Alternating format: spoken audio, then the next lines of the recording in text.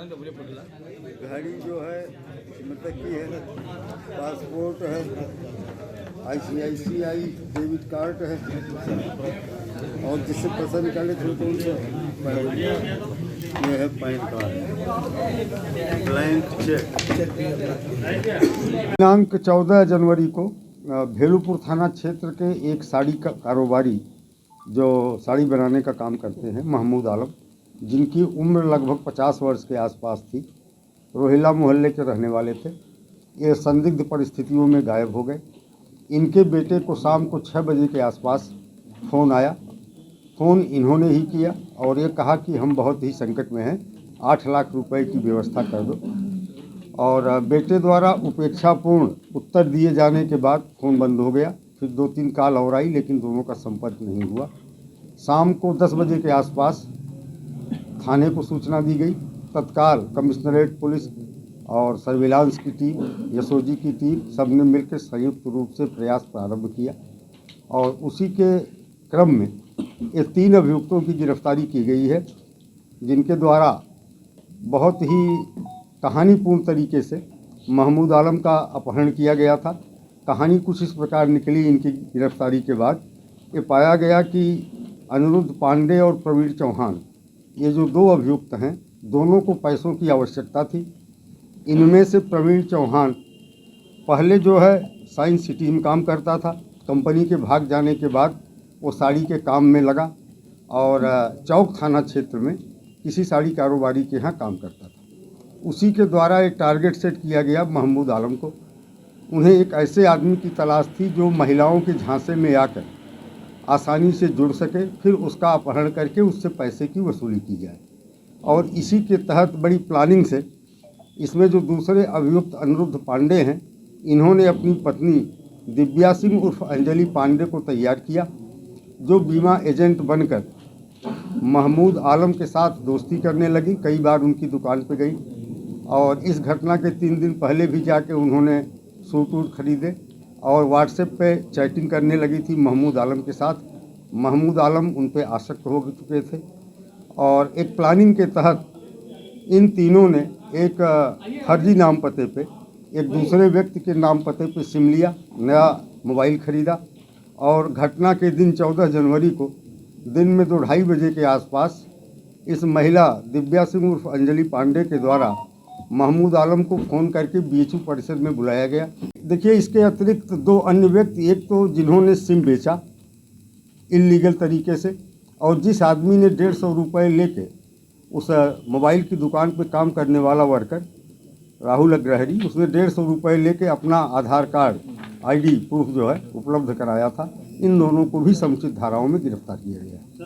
Sir मृतक का mobile महिला से वो LIC एजेंट के रूप में था या फिर कुछ और भी था?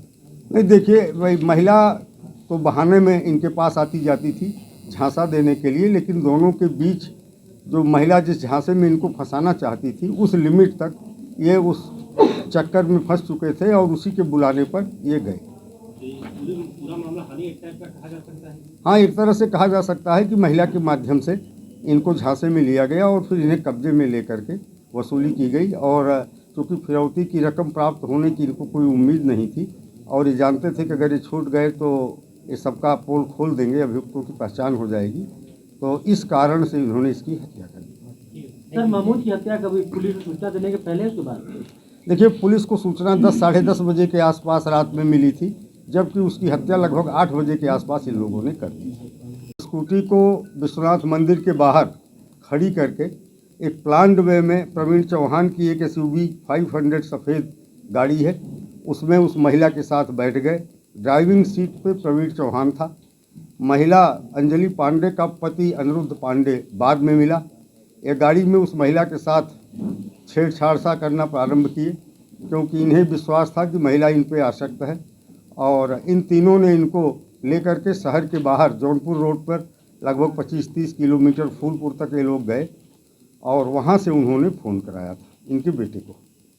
और जब इन्हें लगा कि बेटा पैसा नहीं देगा, तो उन्होंने इनका जो ATM कार्ड था उसको ले करके, क्योंकि 10,000 रुपये महिला पे खर्च करने के इरादे से दिन में पहले ही निकाल चुके थे 2-2:30 बजे के बीच में, तो 90,000 रुपये की लिमिट और बची थी। 90,000 रुपये उस रात को निकाला इसके बाद इनको लेके थोड़ी देर घुमाते रहे और कोल्ड ड्रिंक में शराब पिलाया, फिर इनकी गला घोट करके हत्या कर दी महिला के दुपट्टे से, और एक इनके पास केबल था डाटा चार्जर का उससे, और ले जा कर के इनके शव को चुनार पुल से नीचे गंगा जी में फेंक दिया।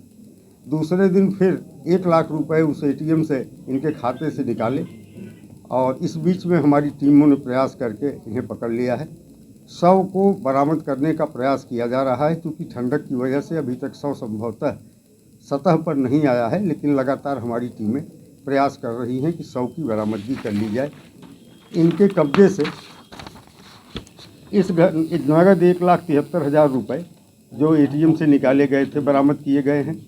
XUV 500 गाड़ी जो घटना में प्रयोग की गई थी वो बरामद की जा चुकी है, और मृतक का घड़ी जो एप्रोमाराई कंपनी का है, पासपोर्ट और ICICI का डेबिट कार्ड, पैन कार्ड और ब्लैंक चेक 1 अदद उसके पास था, वो डेटा चार्जिंग केबल जो घटना में इस्तेमाल किया गया मारने में, और घटना में प्रयुक्त स्टोल लाल रंग का जो दुपट्टा था जिस पर हरे रंग की पट्टी और फूल की आकृति बनी हुई थी वो बरामद की गई है।